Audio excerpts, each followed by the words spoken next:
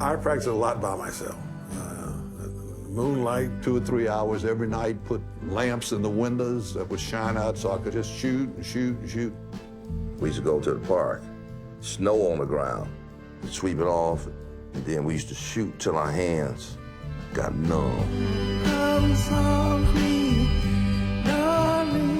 By myself, in the dark, in the rain, and having this burgeoning obsession.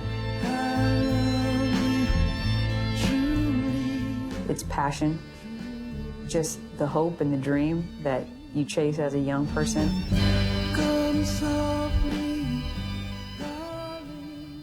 Night in and night out. People would hear me out there on the playground doing these kind of things, and they say there's something wrong with him.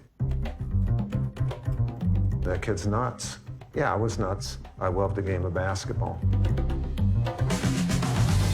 You can't play football alone. You can't play baseball alone.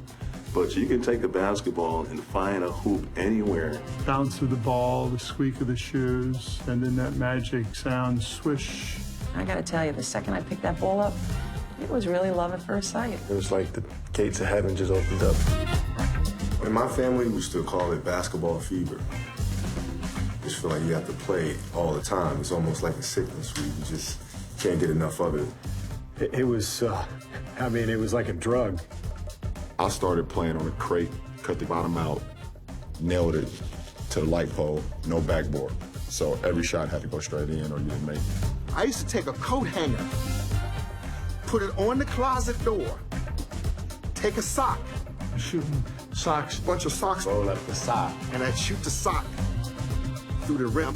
Tin can hanging up in my room. The door hinge. Pull up bar. My mother used to go crazy. You're scratching all the doors up. Long pass to Willis. Here's Willis Reed. Oh, what a play! What a play! I was throwing out the newspaper, and on the back of it, it said, the New York Knicks beat the Milwaukee Bucks, 119 to 110. And I was like, oh, wow.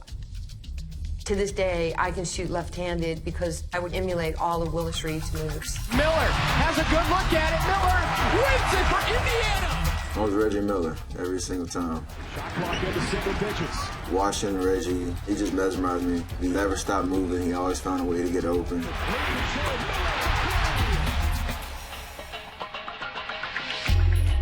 Pete Maravich. Yeah, Pistol Pete. Maravich, let's see what he'll do. Here's Jordan down the middle all the way. Michael Jordan, sticking my tongue out and flying across the street. LeBron for three for the win. Yes! LeBron James! I was definitely LeBron. I had the sleeve, 23, like everything. His shoes, just LeBron this, LeBron that. Clyde Frazier, man. Bill Russell, Dave the Pusher, Ralph Sampson, Earl the Pearl Monroe. Cousy, Bob Cousy. Bob Cousy. Cousy looking for an open man. Spots Russell. Lays one in. 2 more for the Celtics. There was a movie called The Fish to Save Pittsburgh. Dr. J, Julius Erving. I didn't know he was a real person. My father said, come on, jumped on the train, go to Madison Square Garden. So I'm sitting there and I'm like, oh, that's the guy from the movie. Then he goes and throws it down. The crowd goes crazy. I looked at my dad and I said, Daddy, that's what I want to be when I grow up. I was Wilt Chamberlain. I was downtown Freddie Brown from Seattle. The great Joe Fulks, the Babe Ruth of basketball. A high school player. His name was Jimmy Murphy. I thought he was the smartest player who ever played basketball. I saw Connie Hawkins play. That one hand, he was so graceful and so beautiful to watch. Elgin Baylor, everybody talked about him. I was always Elgin Baylor. Didn't share many of the same skills, unfortunately. Everybody admired him. Everybody in the neighborhood wanted to be like Elgin. Larry Bird. He could go out in the driveway and pretend to hit the fadeaway jumper from the baseline to win the world championships. I could imagine, I could mimic, I could feel myself doing something that maybe I would never do in reality. When I picked that ball up, I said, oh my gosh, I could put myself in environments which would allow me to be the hero of every game. the imaginary cheer, the imaginary roar of the crowd, the imaginary admiration. I was the referee, I was a timekeeper.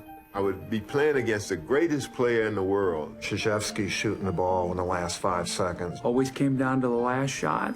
If I'd miss it 3 times in a row, I would make sure I'd find a way to put a second back on the clock. Krzyzewski missing the shot but getting fouled. He fouled me with a few seconds on the clock. Elvin Hayes goes to the line. And I'd be talking to myself, he's coming down the floor. I got 5 seconds to go. 4 seconds left, Bradley down the side. He make the first one, the crowd goes wild. He moves the ball to the right. Oh, he got him out of position. He goes between his legs. He falls back. Game went to the wire many times. Gets 2! Good! He wins, they win. We never lost.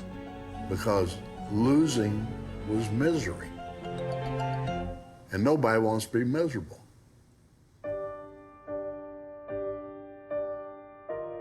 I would go to the YMCA with my dad on Friday nights. That was the only night that we African Americans could go to the YMCA. He would take me in the car, and I would travel with the team, and I would sit on the bench. When I was, 5, 6, sitting at the end of the bench. I think I made one good pass, and like the parents and family, all that went crazy in the stands.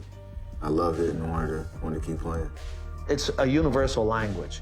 You could go anywhere in the world, and people would know what you're talking about if they see you play basketball. We lived in Italy, In Germany, In Nigeria. Lithuania. small town called Požega. I'm from Argentina. I'm from Turkey. I'm from Latvia. From Jamaica. From Lithuania. From Canada. From Serbia. From China. I was 5 or 6 years old. I would just walk to this town, and there was a basket set up. I mean, I'm 8 years old. There's no Oprah or Dr. Phil to kind of walk me through these steps. But something in me, I said, you know, I just knew that somehow God was going to make me special and change my life through basketball. The place where I felt good about myself, where I liked being tall. No one's ever told me I was good at anything other than basketball.